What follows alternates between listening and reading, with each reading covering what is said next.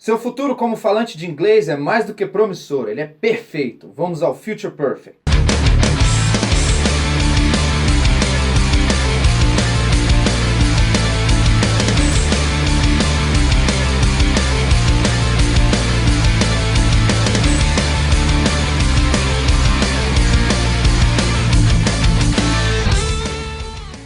Na aula anterior a gente viu o último passado, dessa vez a gente vai ver o último futuro.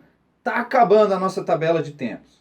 E é claro que eu não vou sair atropelando ninguém, a gente vai voltar na nossa tabela. Para refrescar memórias enrijecidas. Afinal, o que é o Future Perfect mesmo? Se você não lembra, ele é formado por will, have, mais o particípio. É a forma ed nos verbos regulares. Como por exemplo, they will have finished, ou she will have traveled. Lembrou aí? Bom, legal. Agora que você está recontextualizado, vamos entender esse tempo verbal. O Future Perfect é basicamente uma projeção futura, ou seja, é uma ação no futuro dentro de um prazo. Você já faz isso no português de forma bem natural.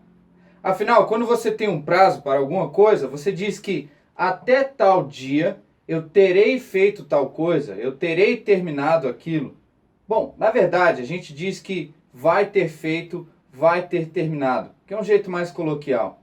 Mas o conceito é o mesmo.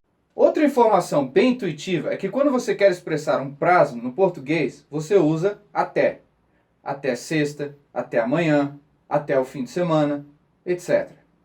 Para expressar esse prazo limite, ou deadline, em inglês, no lugar de até, nós usamos by, mais uma expressão de tempo, ou until, mais uma expressão de tempo. Como, por exemplo, by Tuesday, ou until July. É bem verdade que o by é mais usado. Vamos colocar isso numa frase. Até sexta, Victor vai ter terminado o dever de casa dele. Ou, by Friday, Victor will have finished his homework. Agora, se ele vai ter terminado até sexta, exatamente quando ele vai fazer esse dever? Na quarta? Na quinta? Na terça? Eu não sei. Eu só sei que ele vai fazer isso antes do prazo limite, antes da sexta. Nem sempre o Future Perfect expressa uma ação instantânea realizada no futuro dentro de um prazo. Às vezes ele retrata uma ação longa e contínua, que a gente progressivamente desenvolve até o dia do prazo, acumulando um resultado. Suponha que nosso amigo Marcos vai começar uma poupança, e que para isso ele vai guardar $500 por mês a começar por janeiro. Então podemos dizer que, até dezembro, Marcos vai ter guardado $6.000. Isso é, by December, Mark will have saved $6,000. Perceba que ele não para até o prazo limite. Não é uma ação que ele termine, e sim uma ação que ele acumula. Ao passo que a positiva implica obediência a um prazo limite, a negativa expressa um fracasso, uma incapacidade de cumprir um prazo. Mas mesmo na negativa, a natureza incógnita do Future Perfect, isso é, de você não saber quando se dará a ação, se mantém. Vamos voltar ao nosso exemplo inicial, mas dessa vez vamos encurtar o prazo limite e colocar na negativa. Até quarta, Victor não vai ter terminado o dever de casa dele. By Wednesday, Victor won't have finished his homework. O Victor está vendo que tem muita coisa para fazer e o tempo está curto.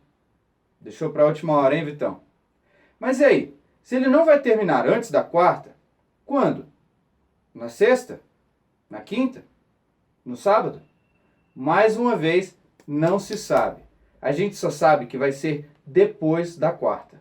Então, são essencialmente 3 situações que podem ser expressas pelo Future Perfect. O que é comum a todas as 3, e o que na verdade está presente em todo o Future Perfect, é o prazo limite. Vamos lá, vamos ver cada um.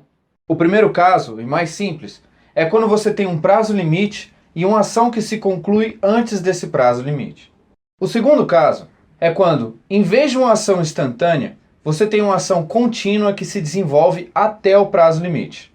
E o terceiro caso, que é feito com o Future Perfect na negativa, é quando você tem um prazo limite que sabe que você não vai conseguir cumprir. Ou seja, você tem um prazo limite e uma ação que se realiza depois dele. E é basicamente isso. Bem simples, né, galera? Por fim, galera, eu quero te deixar com uma pequena dica de pronúncia. Aqui nos exemplos, nós usamos o Future Perfect sem contrações. E eu pronunciei as frases de forma bem cadenciada.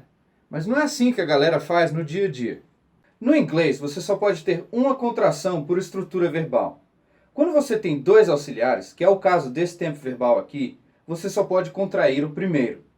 Mas na fala, o pessoal desobedece essa regra e efetivamente contrai os dois verbos will e have ao mesmo tempo. O resultado fica uma coisa bem comprimida, como se eles dissessem love. Então na pronúncia é como se fosse I'll have finished, she'll have started, they'll have arrived. Na negativa, uma compressão semelhante acontece. A negativa de will, é claro, é won't. Só que em vez de dizer won't have, eles contraem os dois e fica won't have. I won't have finished, she won't have started, they won't have arrived. Bom, galera, é isso. Quanto ao dever de casa, você ainda não se acostumou, não? Não sabe que tem todo dia? Você vai em perfectenglishgrammar.com. Não, eu não estou recebendo royalties, tá? E lá tem umas frases para você completar com o Future Perfect na positiva, negativa e interrogativa. Fantástico, galera! Dos 12 tempos verbais, a gente já estudou 9. E 2 deles, sinceramente, não são muito aplicáveis. Então só falta mais um. Estamos terminando. A gente se vê na próxima.